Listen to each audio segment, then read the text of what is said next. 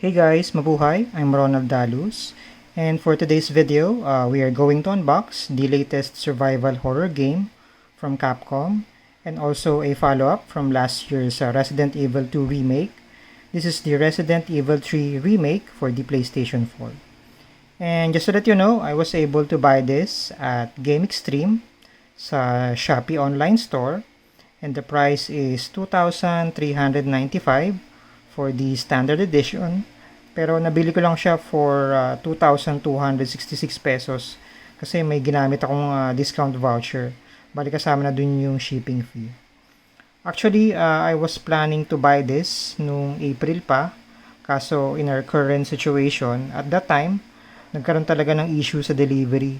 Halos last month lang, no, which is May, medyo naayos na yung mga delivery sa mga orders online. Bali, itong game na to, meron din ako nito sa Sega Dreamcast. Kaso, di siya original. Copy games lang siya. Hindi ko na rin alam actually kung saan siya napunta eh. Pero, ayun lang. Actually, this is one of the games that I'm really looking forward. Kasi, unti-unti, nakukumpleto ko na yung mga Resident Evil games collection ko. Kasi kung mapapansin nyo sa background, yan na yung mga Resident Evil games na nabili ko throughout the years. So, share ko lang din sa inyo yung mga Resident Evil games na nabili ko. So, start tayo dito sa Resident Evil Origins Collection.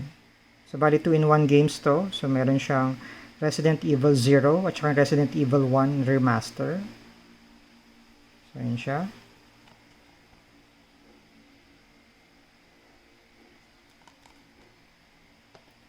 And then we have here the Resident Evil 2 Remake.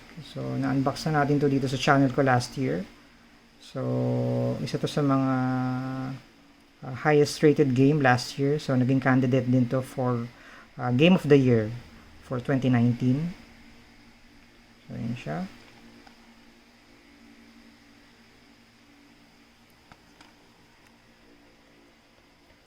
And then, this is the Resident Evil 4 remaster for the PlayStation 4. So, yun siya. Alam ko nakakaroon na rin yata ng plano na gawa ng remake tong Resident Evil 4. So, yun siya. And then medyo kakaiba tong Resident Evil 5. This one is for the PlayStation 3. So, nabili ko to nung 2009 pa. March 2009. So, late na rin kasi ako nagkaroon ng PS3. So, isa talaga to sa mga games na gusto ko talagang bilhin at that time. So, yun siya. So, meron na rin to sa, sa PS4 version, itong Resident Evil 5. So, yun siya. Region 1. So, bali ito naman yung Resident Evil 6. So, yun siya. Remaster for the PlayStation 4.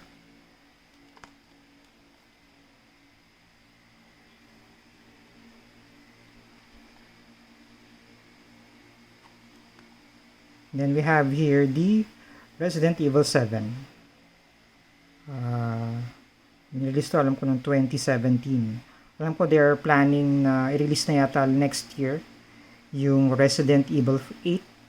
So, alam ko kasama na rin siyang i-release sa next gen console for the PlayStation 5 tsaka Xbox Series X, yung Resident Evil 8. So, ito yung Resident Evil 7. So, yun siya. And then, meron din ako nung Resident Evil Revelations 2. So, yun siya. Nalaro ko na yung Resident Evil 1, Resident Evil Revelations 1, kaso copy games ko lang siya nalaro sa Xbox 360 ko, hindi siya original. So, bibiling ko rin yung Resident Evil Revelations 1. So, to follow na yun. So, yun siya. So, ito lahat ng mga Resident Evil games na nabili ko. And then, siguro kulang na lang dito sa mga Resident Evil games is the Resident Evil Code Veronica Alam ko marami ring may gusto na i-remake na rin yun. At meron pang isa pang game na survival horror game din, na marami rin may gusto na i-remake yon. So, sa mga hindi pa nakakalam, yun yung Dino Crisis, which is nirelease pa siya nung sa PlayStation 1. And ano rin siya, survival horror game. Pero imbis na zombies, mga deadly dinosaurs naman yung mga kalaban dun. So, ayun lang. So, bali ngayon, let's go ahead at tanggalin na natin yung mismong plastic wrap nitong game.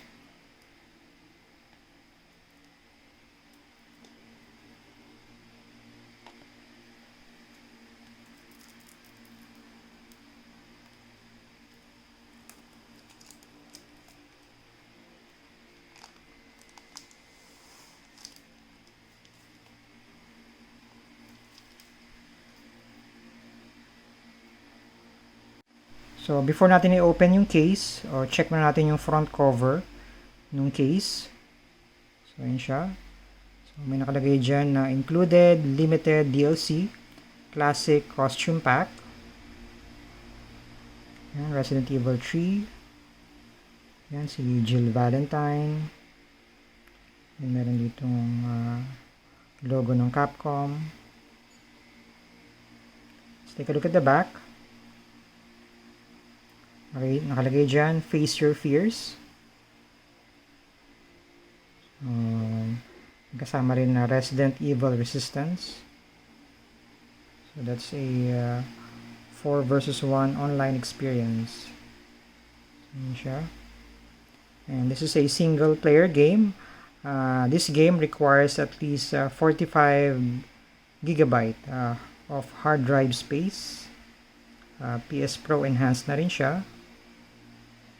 And then the resolution is supported from 480p up to 2160p. And this is a Region 3 game. So yung likod. Let's take a look at the side.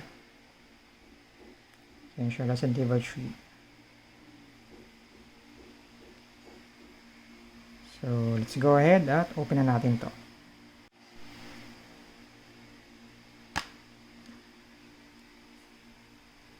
As you can see, ito na mismo yung kasama dun sa game. So, check muna natin tong user manual. So, ito siya. Ito yung mismong manual. So, tinabi ko muna yung DLC. Mamaya papakita ko sa inyo. So, ito siya.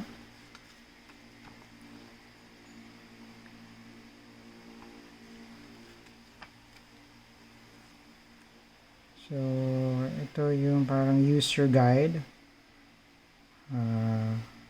for the game. So, yun yung controls. Palagay dito Resident Evil Resistance.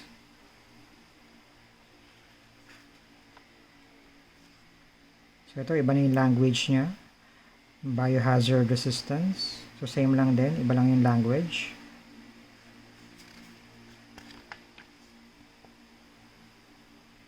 Ayan siya. So, yan. May picture ni Jill Valentine. Kaharap yung mga hordes ng zombies. Tabi mo natin to. Yan, pakita ko na yung mismong DLC na voucher. So, yan siya. So, nakalagay dyan, Resident Evil 3 Limited Incentive Classic Costume Pack. This is for Carlos Classic Hair at saka Jill Classic Costume. So, this voucher daw is valid from April 3, 2020 to April 3, 2025. So, medyo mahaba rin yung validity niya, no? Good for 5 years din. So, dyan nakalagay yung terms and condition. Yan siya. And then sa likod, so nakalagay lang dyan Resident Evil 3 Internet Survey. So, yan.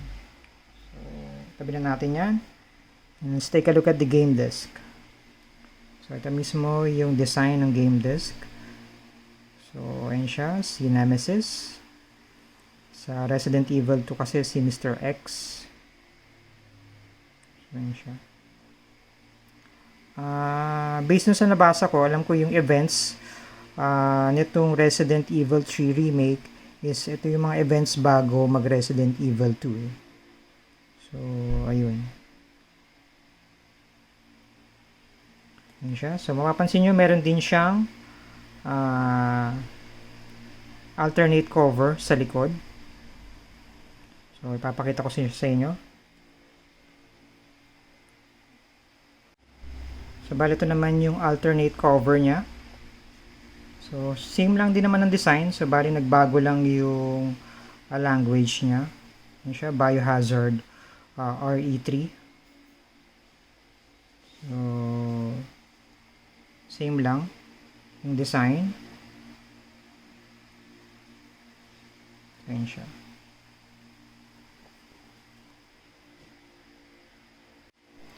So if you're a fan of Resident Evil games like me, I can say na worth it tong game na to.